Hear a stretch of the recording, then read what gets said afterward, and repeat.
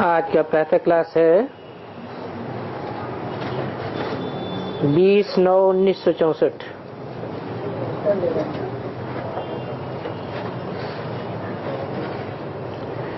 Record चला है, किसी ने अपना बना के मुझको मुस्कुराना सिखा दिया।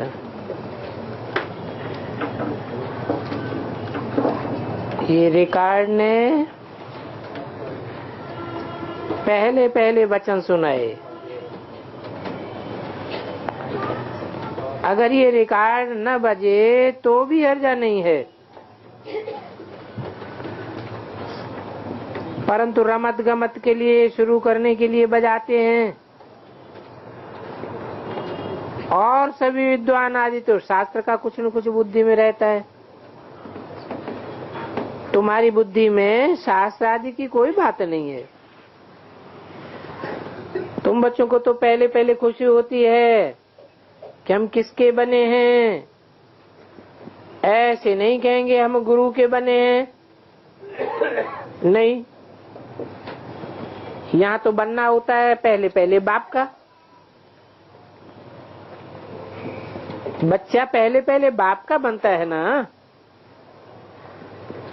शरीर छोड़कर भी फिर भी बाप का बनना होता है।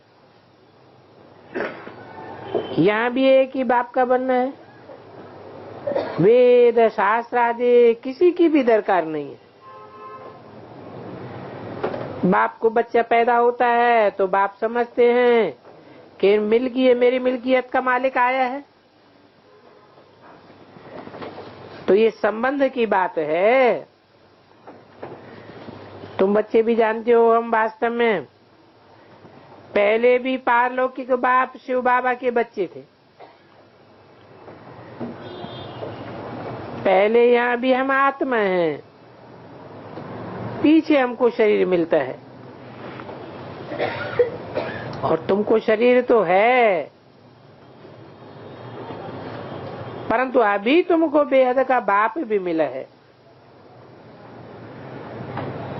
उस बाप ने आकर के तुमको अपना परिचय दिया है। तुम अपना परिचय अपने आप नहीं जानते हो। अभी तुम कहते हो बाबा हम आपके हैं, हमारा और कोई से संबंध नहीं। अभी हम एक बाप के बच्चे बने। ये कहते हैं मैं कोई गुरु गोसाई नहीं हूँ। बोर्ड भी लिखा हुआ है ब्रह्मा कुमार कुमारियां, तो जरूर बाप भी होगा। तुम लिखते भी हो हम भी के ब्रह्मा कुमार हैं, तो कुमार ब्रह्मा के हुए ना, से संबंध हुआ ना। तो माँ बाप का संबंध जरूर चाहिए। गाते भी हैं तुम मात पिता हम बालक तेरे, आत्मा को जैसे वो अविनाशी बाप याद है। कहते हैं तुम मात पिता, हम जब आपके बालक बनेंगे तब हम बरसा लेंगे। अभी तुम जानते हो हम माता पिता के बने हैं, भले यहाँ से चले जाते हैं, फिर भी उनसे पूछो तो कहेंगे जरूर ये हमारे माता पिता है। हम शिव बाबा के बच्चे हैं तो जरूर बाप और वर्षा याद आता है। यहाँ तुमको कोई पुस्तक आदि नहीं पढ़ाई जाती है। तुमको फिर निश्चय है कि बाप आया हुआ है, ये निश्चय कराया जाता है। बाप के बने हो, अब उसको याद करो। बाप कहते हैं मेरे को याद करने से तुम ऐसे लक्ष्मी नारायण बन जाएंगे। बात कितनी सहज है। विशाल बुद्धि होनी चाहिए समझने में। और तो कुछ नहीं समझाते हैं, सिर्फ अपने कुल की ही बात बताते हैं। कैसे हम 84 के चक्र में आते हैं बाकी वेद शास्त्र आदि इन सब पढ़ने से तुमको छुड़ा देते हैं। अभी तुमको बाप को ही याद करती रहना है। और ये भी बुद्धि में है कि षष्टिका चक्र कैसे फिरता है, उसके आदि मध्य अंत को जानने से ही लाडले बच्चे तुम बहुत ऊंचित ही उस स्वर्ग के मालिक बनते हो। तुमको सदैव के लिए हर्षित मुख बनाता हूँ, बातें कितनी सहज बताता हूँ, और फिर भी तो भूल जाते हो। आखिर कारण क्या है भूलने का? माँ बाप को बच्चे का भूलते तो नहीं है। बाप और वर्ष को याद करो तो सदैव हर्षित रहेंगे। जब कोई दुख होता है तो बाप को याद करते हैं। जरूर बाप ने बहुत सुख दिया होगा। कोई दुख देते हैं तो कहते हैं हाय बाबा, हाय भगवान, हरे राम। हर जन्म में हाय हाय करते आए। अब तो तुम बच्चों को बिल्कुल सहज समझाते हैं। तुम बल तंदुरुस्त न भी हो, कितने भी बीमार हो, तो भी तुम सर्विस कर सकते हो। ऐसी बीमारी हो मनुष्य को कहते हैं राम राम कहो। तुम भी बीमारी में ही फिर औरों को बतलाओ, शिव बाबा को याद करो। तो जरूर औरों को याद कराना पड़े। मना मरने की हालत में भी तुम कोई को नॉलेज दे सकते हो, क्योंकि तुम परमात्मा के बच्चे हो, उनको याद करते हो। बताओ, शिव बाबा बेहद का बाप है, वो ही वर्षा देंगे और बेहद का वर्षा देंगे। सब इसका शौक होगा तो मरने के समय भी किसी को जान दे देंगे। ऐसे नहीं कि हॉस्पिटल में पड़े रहे और तुम्हारा मुख बंद हो जाए। नहीं, मुख से कुछ न कुछ निकलता रहे। तो देखो, तुम्हारी इतनी अच्छी अवस्था होनी चाहिए कि बीमारी में भी तुम बहुत सर्विस कर सकते हो। मित्र संबंधी आवेंगे, उनको कहेंगे परमात्मा को याद करो, वो सबका रखवाला है, इसलिए शिव बाबा को याद करो। तो वो एक है और वर्षा भी सभी को एक से मिलता है। बेहद का वर्षा है। लौकिक संबंध में तो सिर्फ मेल को वर्षा मिलता है। कन्या है ही 100 ब्राह्मणों से उत्तम, और पवित्र को दान दिया जाता है। सन्यासी पवित्र हैं, इसलिए उनको दान दिया जाता है। लेकिन तुम कन्याएं तो सबसे जास्ती पवित्र हो, इसलिए कहते हैं हम कन्या को दान देते हैं। कन्या का दान बहुत बड़ा दान समझते हैं। वास्तव में वो कोई दान नहीं है। दान तो तुम बच्चे करते हो।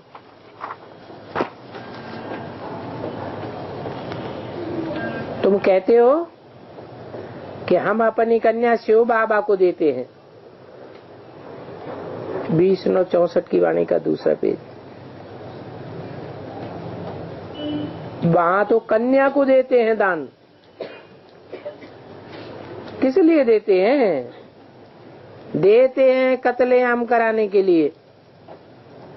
जहां कन्या को देते हैं वो तो तुम यहाँ जानते हो कि स्वर्ग की महारानी बनाने के लिए देते हो, परंतु कन्या भी ऐसी अच्छी पढ़ी लिखी हो, अपने कुल की भी अच्छी हो, जो समझाने से झट समझती हो। तो कन्या भी सर्विसेबल चाहिए। छोटे बच्चों को तो नहीं संभालना है, कोई को भी समझाना है, ये बहुत सहज बात है। शिव बाबा तुम्हारा बेहद का बाप है, बेहद का वर्षा देने वाला है। और चित्र सामने रख दो। ये चित्र सब एक दो से अच्छे हैं। चित्रों में दिखाओ। ये देखो ऐसा सत्युग का वर्षा पाए रहे। इन लक्ष्मी नारायण को वर्षा कहाँ से मिला? कितनी सहज बात है।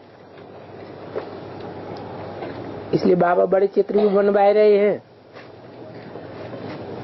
बोलो ये नाटक पूरा होता है। हमने 84 जन्मों का पाठ बजाया, अब हम बाबा के पास जाते हैं, फिर बाबा के घर से नई दुनिया में आ जाएंगे, क्योंकि हमारा बाबा ही है जो नई दुनिया का रचयिता है। और कोई धर्म पिता ऐसा नहीं है जिसने नई दुनिया स्वर्ग की रचना रची हो। और उस नई दुनिया का हमको मालिक भी बनाते हैं। आपको भी तरीका बतलाते हैं। बेज के बाप से सदा सुख का वर्षा लियो। और वो वर्षा तुमको कैसे मिलेगा? एक तो समझो कि मैं आत्मा हूँ। हर बात में समझो मैं आत्मा खाता हूँ, मैं आत्मा चलता हूँ, मैं आत्मा ये काम करता हूँ। ये बड़ी भी अच्छी प्रैक्टिस चाहिए। सारा देह अभिमान टूट जाए। देह अभिमानी को लौकिक संबंधी याद आवेंगे, और देही अभिमानी को कौन याद आवेगा? एक परमपिता परमात्मा याद आवेगा। तो उठते बैठते चलते ये बुद्धि में रखना है मैं आत्मा हूँ। बाप की मत पर चलना है। शिव बाबा मत दे रहे हैं अपन को आत्मा समझो, तो इसमें मेहनत करनी है। सुख के भागी तो बनेंगे, परंतु थोड़ी मेहनत में खुश नहीं हो जाना। बल सर्विस में तो जावेंगे, परंतु एक मातेले बन करके रहो। मातेला उनको कहा जाता है जो सिर्फ बाप दादा को याद करते हैं। अगर दूसरा कोई याद पड़ता है तो सौतेले हो जाते हैं। बहुत हैं जिनको दोनों याद पड़ते रहते हैं कि तो बाप है, अविनाशी स्वर्ग का वर्षा देने वाला है। तो ये भी कुल है और वो भी कुल है। सुकुल से तो तुमको दुख ही दुख मिलता आया है। अल्पकाल क्षण भंगुर सुख का वर्षा मिलता है। तो अभी बुद्धि से जज करना है हम किस तरफ जावे। लौकिक बाप की तरफ जावे या पारलौकिक की तरफ जावे। बुद्धि तो कहती है कि पारलौकिक बाप के बनकर हम क्यों नहीं स्वर्ग की तरफ जावे। तो अभी इन लौकिक संबंधों से जीते जी मरना है। वो लौकिक संबंध है जहन्नुम की तरफ ले जाने वाले, और ये है स्वर्ग में ले जाने वाला। रात दिन का फर्क हो जाता है। कहाँ जन्नत और कहाँ जहन्नुम। पारलौकिक बाप का बनने से जन्नत के मालिक बनेंगे, यहाँ तो नरक के मालिक बनते हैं। अभी आत्मा कहती है बुद्धि को कहाँ छोड़ें। अपने शांति धाम सुख धाम जावे, शांति धाम जावे। वास्तव में या यहाँ जावे या वहां जावे, कहाँ जावे ये बुद्धि में उठना चाहिए।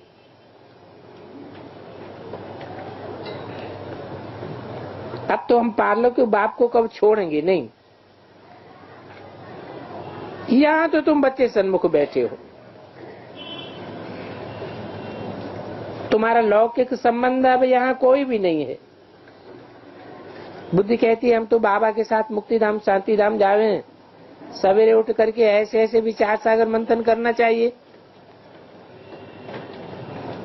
तो सवेरे सवेरे बाबा की याद में बैठने से, टेव पड़ जाने से फिर बहुत मजा आवेगा।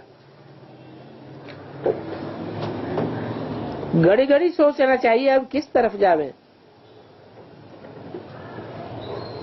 बुद्धि की खेच किस तरफ होनी चाहिए। बुद्धि कहती है स्वर्ग की तरफ जाना चाहिए, नरक की तरफ क्यों जावे। ये माया तो बहुत बड़ा धोखा देती है। अभी तो तुम्हारे पास अहम ऑब्जेक्ट है, अभी तुम किनारे पर हो, जानते हो इस दुनिया की तरफ तो दुख ही दुख है, और उस तरफ है 21 जन्मों का सुख।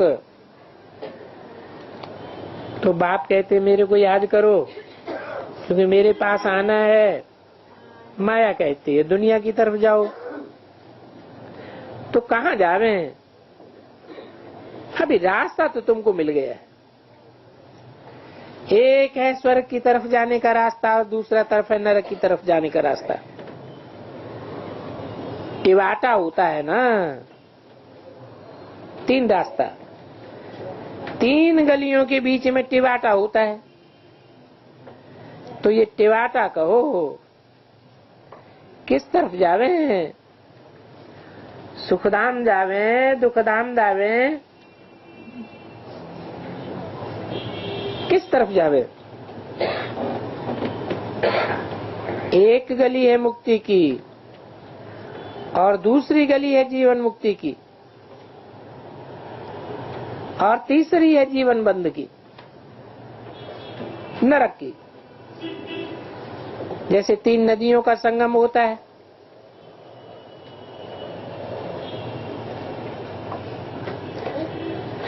तो ये भी 3 वाटिकाएं हैं। एक वाटिका में हम हैं, तो ये टिवाटे का मिसाल बहुत अच्छा है। कहाँ जावे? नरक का तो विनाश होना ही है, क्योंकि यहाँ तो दुख बहुत है। तो अभी हम टिवाटे पर खड़े हैं, हम पीछे को नहीं हटेंगे, क्योंकि दुख की गली से निकाल बाबा ने हमको टिवाटे पर ला करके खड़ा किया। दुखदाम की गली से तो जन्म जन्मांतर पास करते आए। अभी बुद्धि कहती है मुक्ति जीवन मुक्ति की तरफ जावे। मुक्ति धाम में सदैव के लिए तो नहीं रह बैठ जावेंगे। ऐसे नहीं कि हम पाठ से ही छूट जावे, पाठ बजाने के लिए आवे ही नहीं। ये पाठ से छूट जाना तो कभी हो ही नहीं सकता। ड्रामा अनुसार पाठ जब बजाने के लिए आवेंगे जरूर।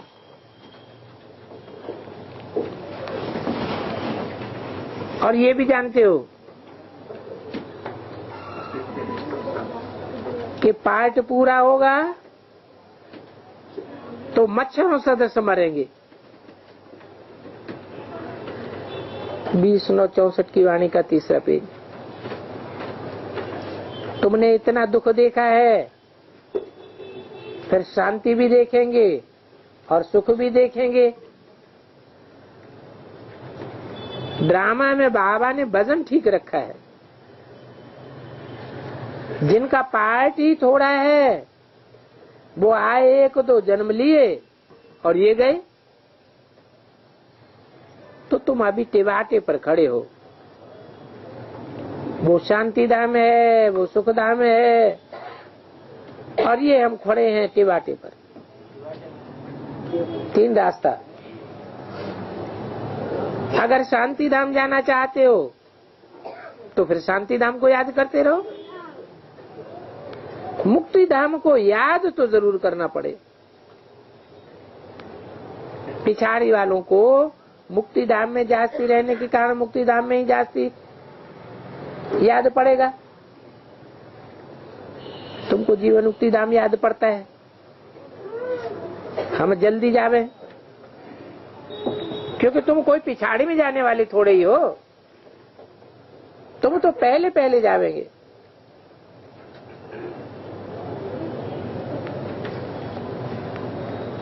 तुम्हें तो ललक है हम जल्दी जावे,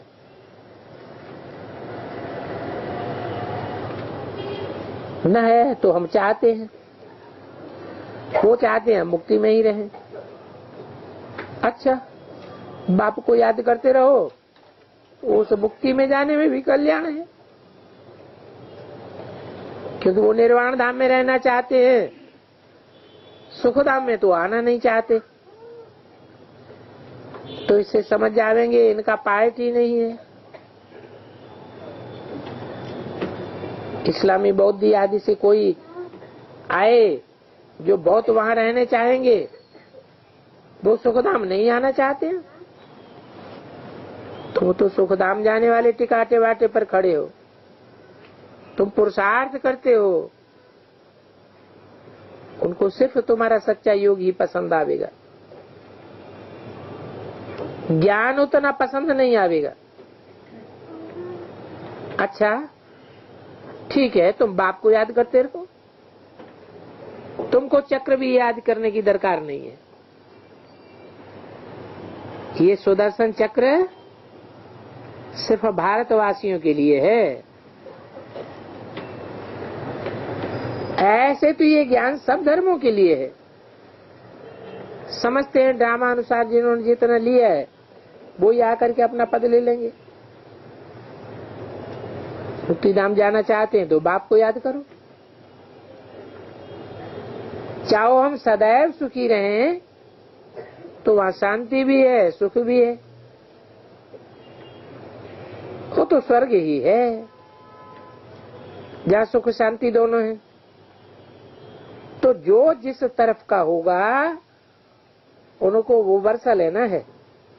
कहते हैं सर्व का मुक्तिदाता जीवन मुक्तिदाता तो बाप है। कोई को एक जो जन्म लेने होंगे तो इसमें ही सुख देखेंगे, उसमें ही दुख देखेंगे।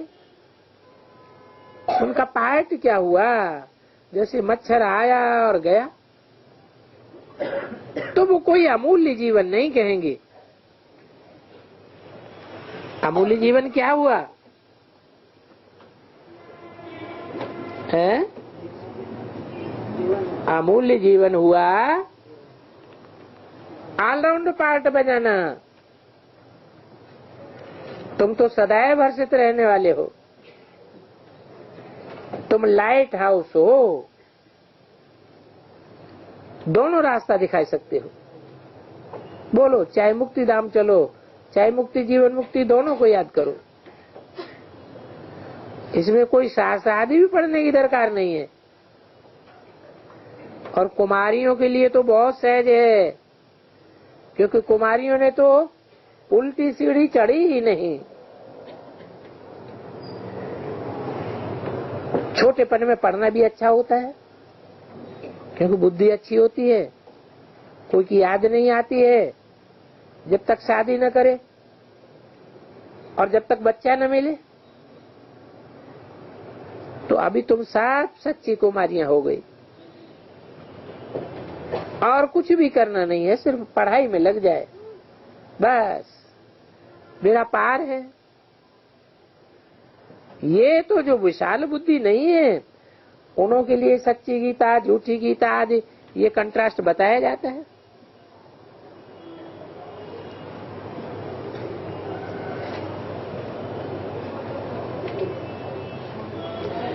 बाकी ये सब वेद शास्त्र आदि है कि सब झूठी दुनिया के लिए है। ये बातें वेद का बाप ही समझाते हैं, जो फिर हमको स्वर्ग का मालिक बनाते हैं। चित्र भी है, हमको ऐसा बनना है। बाप कहते हैं इस पढ़ाई से तुम सुदेवी देवता बनते हो। अब ये खेल पूरा होना है। मनुष्य तो घोर अंधियारे में है, तुम अब सोजरे में हो। बाप ने आकर नींद से तुमको जगाया है। ये बुद्धि को, आत्मा को जगाया जाता है। मन बुद्धि को ही आत्मा कहा जाता है। बाप आकर के जगाते हैं, कहते हैं जागो, अब जाग करके पुरुषार्थ करो सुख धाम के लिए। तो जो तुम्हारे कुल के होंगे वो आते रहेंगे, और तुम वृद्धि को पाते रहेंगे। बताओ तुम्हारी प्रजा कितनी बनती है?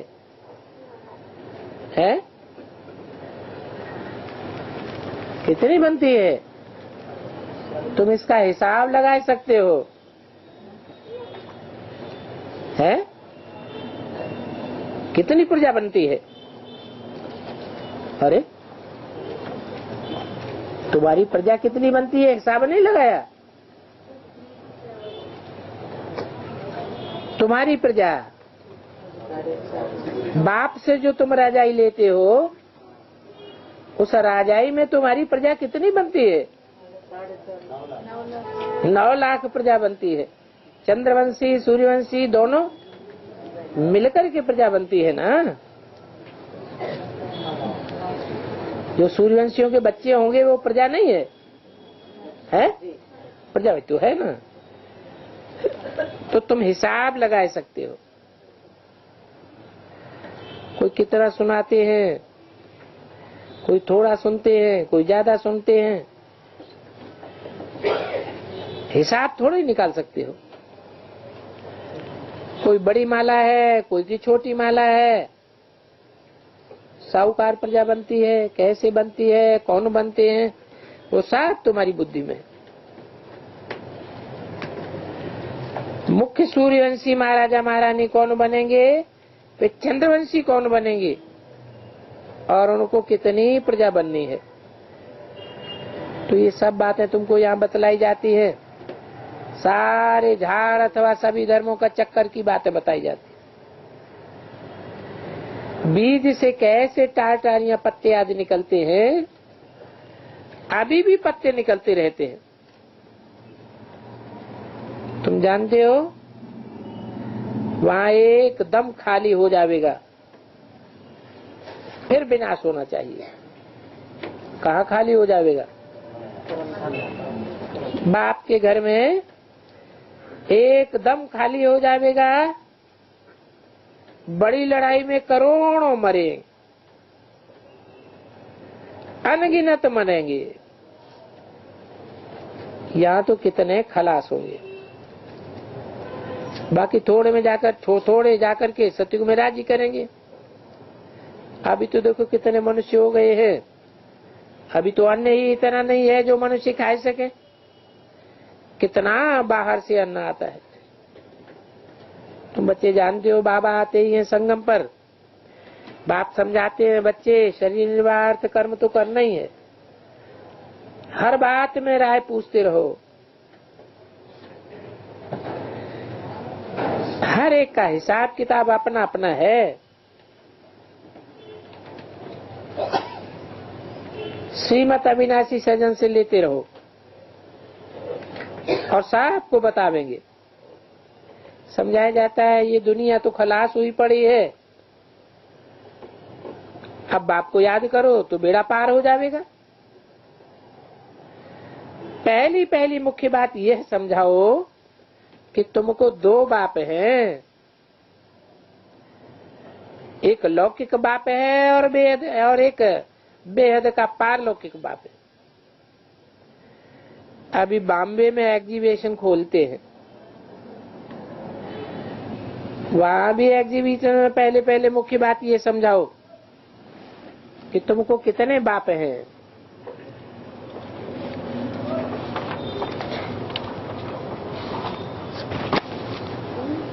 भक्ति मार्ग में सभी परमपिता परमात्मा को याद करते हैं। 20/64 की वाणी का 4था पेज। तो 2 बाप हुए ना। जो पारलौकिक बाप है वो स्वर्ग की स्थापना करते हैं। तो स्वर्ग की स्थापना करने वाला कौन सा बाप है? पारलौकिक बाप बेहद का है या हद का है? बेहद का है तो पारलौकिक है। और इस लोक का बेहद का बाप कौन है? इस लोक का बेहद का बाप है प्रजापिता। वो कोई स्वर्ग की स्थापना करने वाला नहीं है, है तो बेहद का बाप, परंतु उस बेहद के मनुष्य सृष्टि के बाप में आकर के परमपिता परमात्मा स्वर्ग की स्थापना करते हैं। तो दो बाप हुए। तुम्हें लौकिक बाप से जन्म जन्मांतर प्राप्ति होती आई है, हद का वर्षा मिला है, परंतु ये पारलौकिक बाप आते हैं तो नरक का विनाश कराए देते हैं और स्वर्ग की स्थापना कर देते हैं। तो सबको बताओ, हम आपको भी राय देते हैं, श्री श्री बाप से मिली हुई श्रीमत हम आपको भी देते हैं। बाप कहते हैं मुझे याद करो तो तुम स्वर्ग के मालिक बनेंगे। मुझे याद करो, ऐसे क्यों कहते हैं कि मेरे को ही याद करने से स्वर्ग के मालिक बनेंगे और कोई को याद करने से स्वर्ग के मालिक नहीं बनेंगे? कोई कारण है? सदा स्वस्थिति में रहते हैं। हाँ, कि मैं ही एक ऐसा हूँ जो सदैव आत्मिक स्थिति में स्थित रहता हूँ। मैं कभी भी देह भान में नहीं आता हूँ, सदैव निराकारी निर्विकारी निरहंकारी हूँ। जिसमें आता हूँ उसको भी मुझे बनाना पड़ता है, वो भी सदैव निराकारी निर्विकारी निरहंकारी नहीं हो सकता। तो मेरे को याद करो तो स्वर्ग का वर्षा पावेंगे। है बिल्कुल सहज।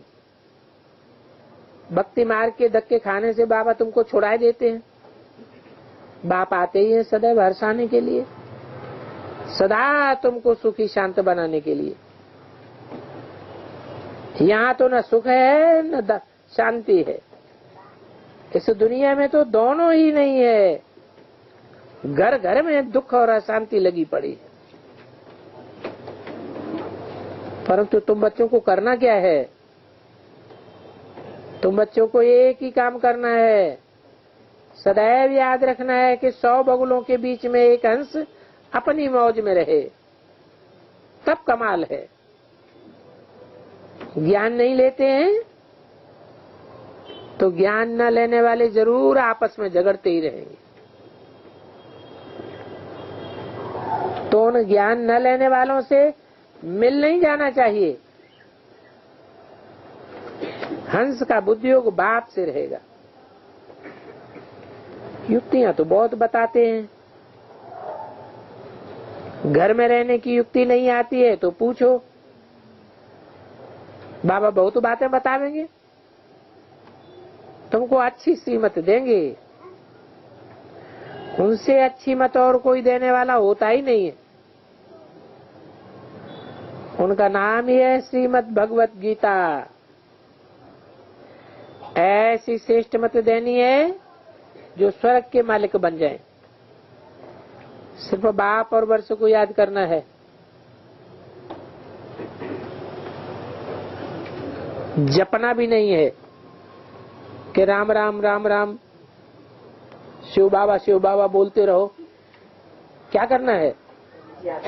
अंदर ही अंदर याद करना है। उनको याद करते हैं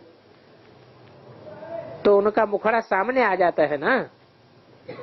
ऐसे तुम भी बाप को याद करो तो रूप सामने आ जावे, गुण सामने आवे, कर्तव्य सामने आवे। ये भी याद हुई ना। अच्छा, ओम शांति। बोलो।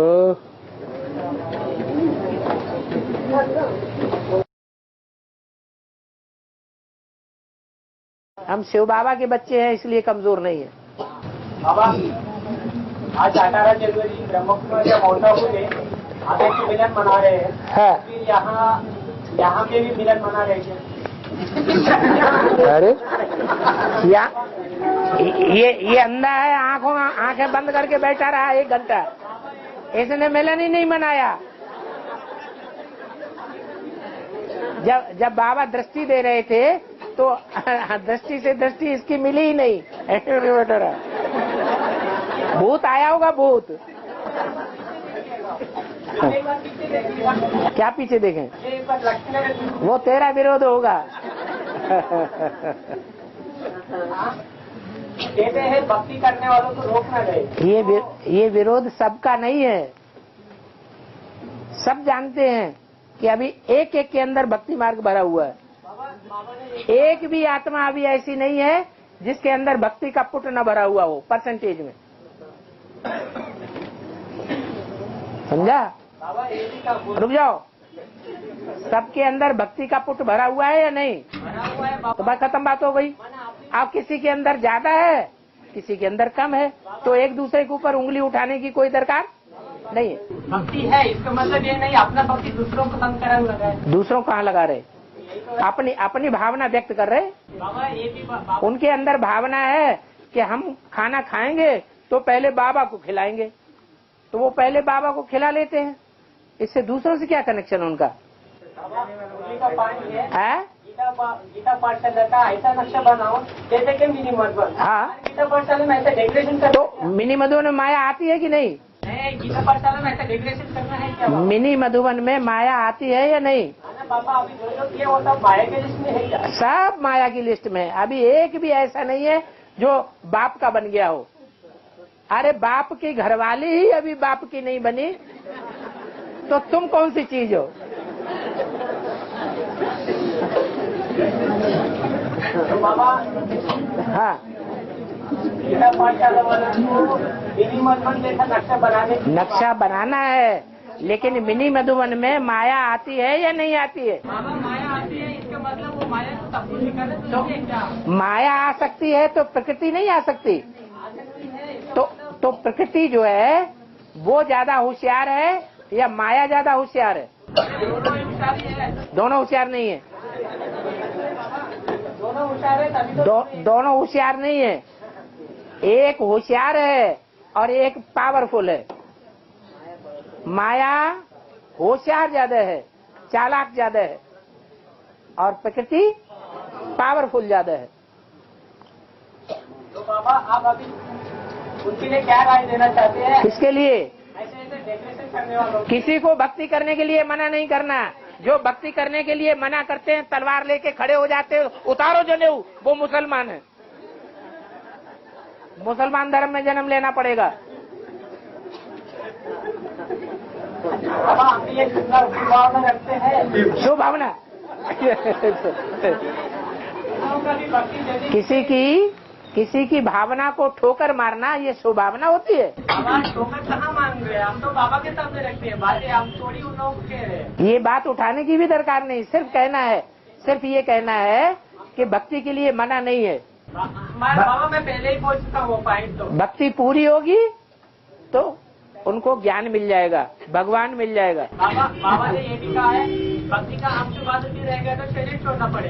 अरे तुम्हें ज्यादा चिंता है कि उन्हें ज्यादा अपनी चिंता है? बाबा परिवार के साथ चलना है, कैसे कर रहे हैं बाबा? कौन मना करता है तुम्हें साथ चलने के लिए? परिवार में है तो बोलने का हक तो होगा ना। कौन मना करता है कि न बोलो? बाबा वही तो मैं बोल रहा हूँ। बोलो, लेकिन बोल में भी पाप कर्म बनता है। ऐसा न बोलो जिससे दूसरों को छेद लग जाए। भावना यही जाती है हर बात में। वो अगर भावना को समझ गए तो अच्छा है, नहीं समझे तो हम क्या करें? अब तुम्हारी भावना को कोई ना समझा और तुम्हें दे दिया शराब तो ये बाबा है हमें। इसलिए वाचा से भी कोई ऐसा विकर्म नहीं बनने देना है, क्योंकि भरी सभा में कोई बातों को उठाना, उससे दूसरी आत्मा को ठेस लगती है। बाबा पर हम जब सेवा में जाते हैं तो ये बात विघ्न बन जाता है। हम यहाँ भी तो सेवा फील्ड में हैं। ये भरी सभा में हम बैठे हुए हैं और किसी की व्यक्तिगत गलती को उछाल दें तो ये क्या डिसर्विस नहीं है? बाबा दूसरे अगर किसी ने गलती की तो अकेले में बाबा को बताना है। सबके सामने भरी सभा में उस गलती को उछालना, उससे क्या होता है? उससे वो आत्मा कमजोर पड़ेगी। वैसे ही गलती करने वाले तो अलर्ट हो जाएंगे ना। अलर्ट नहीं होते हैं, अलर्ट नहीं होते हैं। वो बाबा को प्यार से, बाबा के द्वारा प्यार से समझाए जाने पर अलर्ट होते हैं। ऐसे तो और तुम्हारे दुश्मन बन जाएंगे। बाबा ने बोला बाबा जब बात करता है तो वो भी मुझे होता है। जब वो बाबा बात करता है तब ना, दूसरा कोई बात करेगा उसको मुरली थोड़ी मानेंगे। बाबा ये बात बोल रहा हूँ मैं आपकी बात। अगर बाबा बात करता है तो बाबा की उल्टी बात भी सबको प्यारी लगती है। बाबा डांट टपट करता है वो भी उनको प्यारा लगता है, लेकिन अगर कोई दूसरा अपोजिशन करता है तो उन्हें क्रोध आता है, उनके क्रोध का वाइब्रेशन असर कर जाता है। इसलिए वो देवभान में है, अभी तक देवभान छूटा नहीं। वो देवभान में नहीं है जो व्यक्तिगत गलती को उछाल करके सारी सभा के सामने पेश कर देता है। दोबारा ना हुआ ऐसे। यहाँ जितने सभा में बैठे हुए हैं उनमें से कौन कौन है, हाथ उठाओ कि लक्ष्मी नारायण के चित्र को उतार के फेंक दिया जाए। हाथ उठाओ, एक रुक जाओ, हाथ उठाओ, कितने लोग ऐसे हैं? एक भी नहीं है सिवाय तुम्हारे। बाबा चित्र को उठाने के लिए कोई तैयार नहीं। अरे ये सब इसलिए किया जा रहा है कि अभी हमारी आंखें अभ्यस्त हैं। अभी हमारी आंखें जो है इतनी अभ्यस्त नहीं बनी है कि हमारी आंखों के सामने बिल्कुल नरक का नजारा सामने आ जाए और हम उसके सामने डटे रहें। अभी अभ्यस्त हैं, धीरे धीरे अभ्यास खत्म होगा। बाबा सामने बैठा है और चित्र की तरफ जा रहे बोले तो कैसे बाबा? चित्र की तरफ ही जाना चाहिए, अपने दृष्टि बाबा की तरफ नहीं जाना चाहिए। वो पीछे कर दिया इसलिए बाबा को आगे कर दिया। जब हमारा कोई गलती होती है तो हम जान जाते हैं कि हमसे ये गलती हुआ, तो उस बात का पोता मिल देने से पहले ही, उस बात का पोता मिल हम न दें, लेकिन पोता मिल देने से पहले ही 1 साल तक उस गलती को रिपीट न होने दें। ऐसा ध्यान रख करके चलें, फिर पोता मिल दें तो क्या सजा कुछ कम हो जाएगी? आया समझ में? नहीं आया? हाँ, हमसे कोई गलती हो जाती है और हम जान जाते हैं हमसे ये गलती हुआ, तो उस बात का पोता मेल हम 1 साल तक पोता मेल न दें, लेकिन उस गलती को भी रिपीट न होने दें। होगा जरूर। हाँ, क्योंकि ये नियम है कि कोई गलती हो जाए और उसका पोता मेल तुरंत नहीं दिया तो उसी समय से दिन दूनी रात चौगनी उसका चक्रवर्ती ब्याज बढ़ता जाएगा। बाबा ने ये लिखा है, लिख करके देने से आधा पाप हो जाता है। आधा लिख के देते हैं, आधा नहीं देते हैं, आधा छुपा लेते हैं, तो आधा ही माफ होगा, आधा उसका ब्याज चढ़ता रहेगा। बाबा और एक प्रश्न है, 108 के मनके में पहला मन का प्रजापिता और दूसरा मन का मम्मा, तो दोनों मिलकर एक हो गया ना, एक मन का हो गया। नहीं, जोड़ियाँ कौन है ऐसे पूछते है? उनकी जोड़ी कौन है ऐसे पूछते। क्या? दोनों मन के मिलके एक हो गया, हाँ, तो उनकी जोड़ी कौन है बोल के पूछ रहे। जोड़ी की जोड़ी? वो दोनों मन के तो एक हो गया ना, ऐसे बोल रहे हैं। ऐसे बोल रहे क्या? प्रजापिता के पहला मन का, दूसरा पति पत्नी मिलकर के स्वभाव संस्कार से एक हो गए, तो अब कोई जरूरी है कि उनकी जोड़ी बनाई जाए? जोड़ी पूछ रहे हैं। माने व्यभिचार फैलाना जरूरी है? बाबा हमसे खुश रहे, इसके लिए हमको क्या करना है? बाबा हमसे खुश बना रहे, इसके लिए हमको क्या करना है? जैसे चलाए वैसे चलना है। भक्ति खत्म हो जाने का मतलब निराधार हो जाना है। भक्ति का संस्कार पूरी तरह खत्म होने का मतलब है कि निराधार हो फिर तो निराकार हो ही जाएंगे, बिल्कुल। तो जैसे बिना खाने के भी रह जाए। और क्या, ये हद का खाना क्या भक्ति नहीं है? जब बेहद का भोजन तुमको मिल रहा है तो हद का खाना क्यों? तो भक्ति तो है। बाबा हमें डांट देते हैं और हमसे खुश नहीं रहते हैं, तो हमें क्या करना है? अब तुरंत माफी मांग लो कि हमसे गलती हो गई, हमसे भूल हो गई, अब हम ऐसा कभी नहीं करेंगे, बाबा खुश हो जाएंगे। बाबा तुरंत खुश होने वाला है या नहीं? तुरंत खुश होने वाला भी तो है। नालंदा विश्वविद्यालय को दुनिया की पहली यूनिवर्सिटी कहा जाता है। खिलजी ने उस यूनिवर्सिटी को जला दिया। कई महीनों तक वहां आग नहीं बुझी। उस आग में सब विद्यार्थी और सन्यासी मर गया। इसका रहस्य क्या है?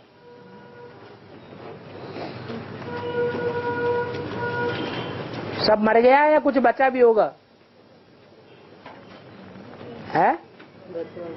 जरूर बचा होगा। महाभारत में दिखाते हैं कि लाखा भवन को आग लगी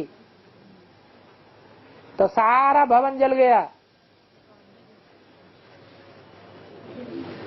उसमें रहने वाले कोई बचे कि नहीं बचे? 5 पांडव बच गए। बल्कि वहां जो परवरिश करने वाले दास दासी थे वो भी सब जल मरे, वो भी कोई नहीं बचे। ऐसे यहां भी होता है।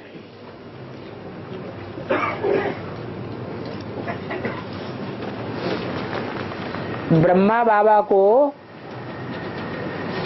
सफेद वस्त्र पहने हुए क्यों दिखाते हैं?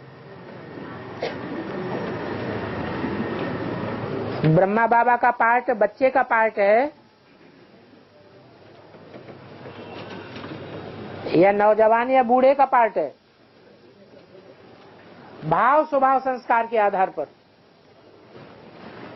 बुद्धि के आधार पर, उन्हीं का बुद्धि का जो स्वभाव संस्कार है वो बच्चे की तरह है या बड़े की तरह है? बच्चे की तरह है। बच्चा सात्विक संस्कार का होता है या तामसी होता है? सात्विक होता है, इसलिए सफेद कपड़े दिखाए हैं।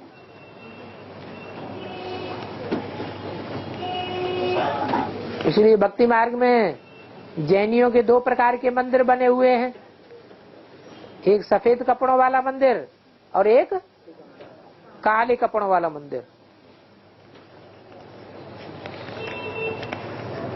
और बाबा आदि में दोनों बाबा गीता पढ़कर सुनाते थे, क्या अंत में भी ऐसे ही गीता पढ़कर सुनाते? जो आदि में हुआ है सो सब कोई न कोई दूसरे रूप में अंत में भी होगा।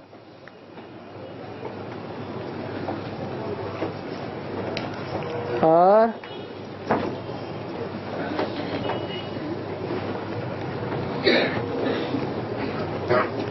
ओम शांति।